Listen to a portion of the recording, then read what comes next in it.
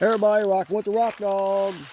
We're out here at the secret morel mushroom spot.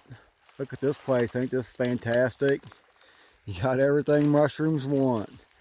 Nice little creek, high bank on one side, low bank on the other. The low bank on this creek actually is in the morning sun, which makes it even better.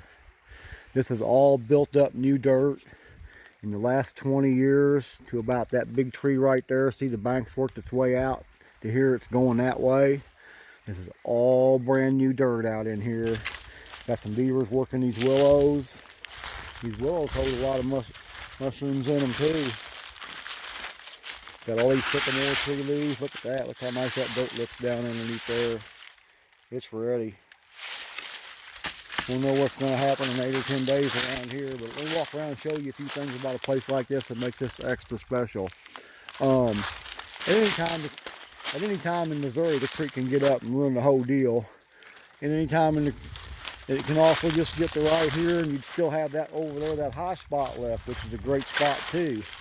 Now, it'd be preferable if it didn't flood any of this at all, and we got about 1 inch of rain a week for the next month and a half.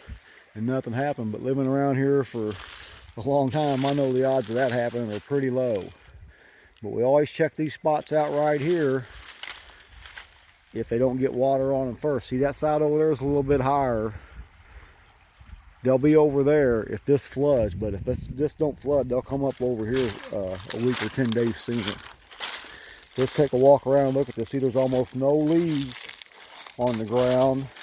Keep the sun from warming that dirt straight up. There's some piles of sycamore leaves every once in a while, but that's okay because you know sycamore trees are what morel mushrooms want. And you got 3 and 4 kinds of trees morels love here. You got willows that holds up everything by the creek bank there. See, them are only about 10 years old.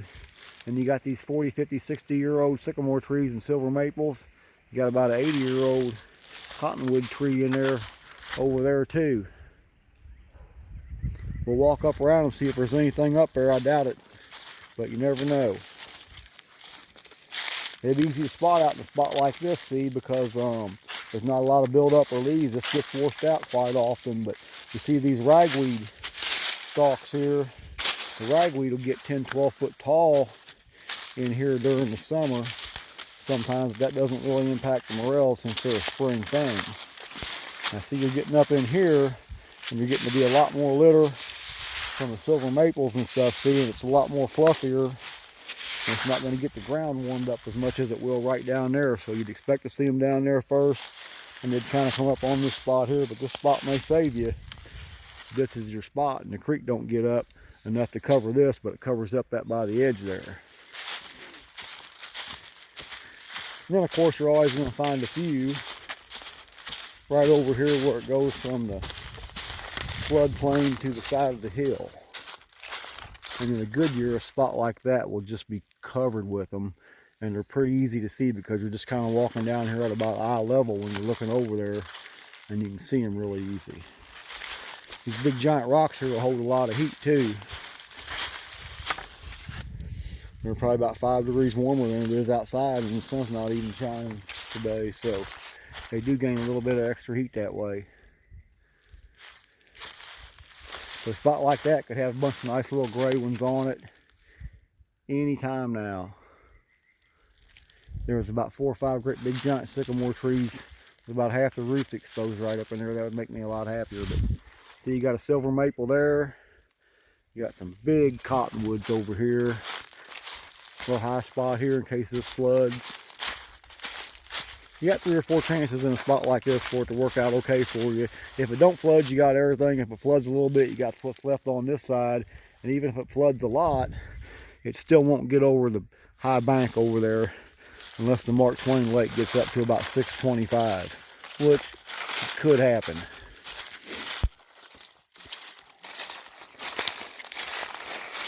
These horse or ragweed patches that I'm in, see them stalks there that are standing up.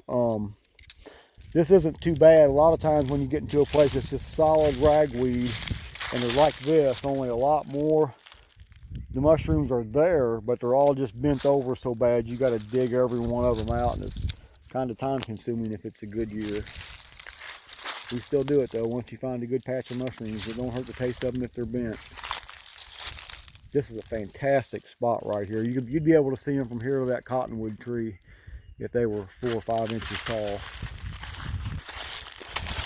There's no witchweed right here. It's just grass. See, this grass will start growing pretty fast, pretty quick. But we'll have time.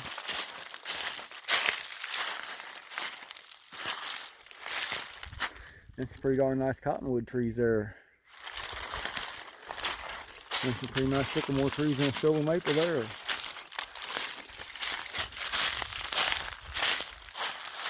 All that brown stuff on the ground over there, that brush and stuff, they'll come up in that because that'll stay just a little bit warmer overnight with all that brown wood in there holding the heat in there, and the wind doesn't really cool off near as much right there. That pile of weeds over there with right in there, you'd expect to see some in there.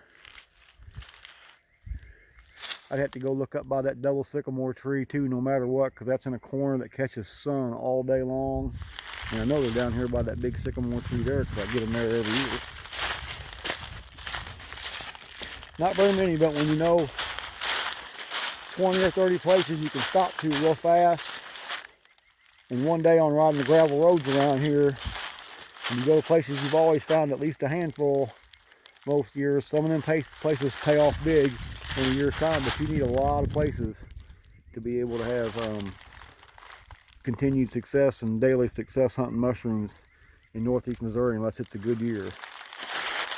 The year everybody's got their picture in the paper, the local newspaper with a cooler full of mushrooms, you can't give them away that year anyway. If the year nobody else gets any in the paper with their picture in the paper and you're sitting on the corner selling them, that's a good year. Hey everybody, we're going to keep this up. We're going to keep showing you little things, 1 or 2 at a time. If you listen close, you'll probably hear some things you never heard before, because this is just local wood lore that we've learned over the last half century walking around in the woods around here. So pay attention and you might learn something.